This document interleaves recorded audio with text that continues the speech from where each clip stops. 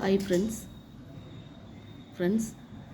இன்றைக்கி ரொம்ப வேதனையான ஒரு விஷயம் ஃப்ரெண்ட்ஸ்.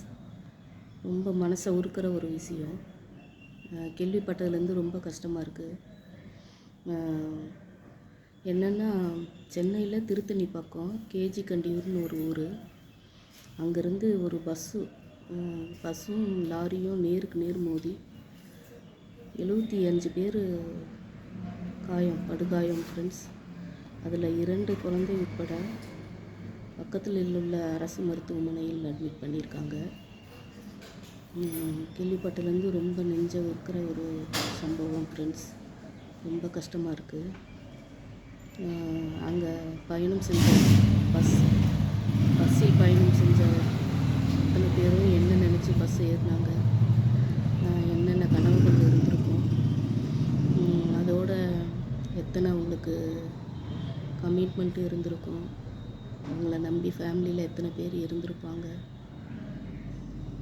எத்தனை பேரை மிஸ் பண்ணியிருப்பாங்க ஃப்ரெண்ட்ஸு. இதெல்லாம் அவங்க நினச்சி பார்க்க முடியாத ஒரு சம்பவம். இதை கேள்விப்பட்டதுலேருந்து ரொம்ப கஷ்டமாக இருக்குது ஃப்ரெண்ட்ஸ். நம்ம பயணிக்கும்போது ரொம்ப சூதானமாக பயணிக்கணும். ஒரு சின்ன ஒரு மிஸ்டேக்னால தான் இது நடந்திருக்கும். எதிர்பாராமல் நடந்தது தான் இது.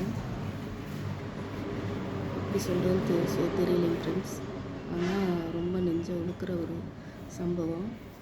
இதில் என்னென்னா, 5 பேர் உடனே இறந்துருக்காங்க. Spot out friends. உடனடியாக இறந்துருக்காங்க 5 பேர்.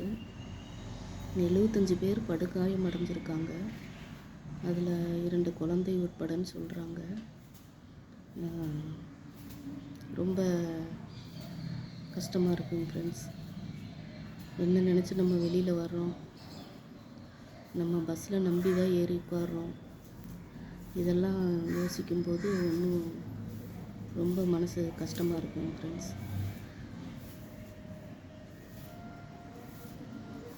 நாங்கள் பக்கத்தில் இருந்தால் நாங்கள் ஹாஸ்பிட்டலில் போய் எங்களால் முடிஞ்சதை பார்ப்போம், ஆறுதல் கூறுவோம். பக்கத்தில் இல்லை, நாங்கள் வெளியூர்,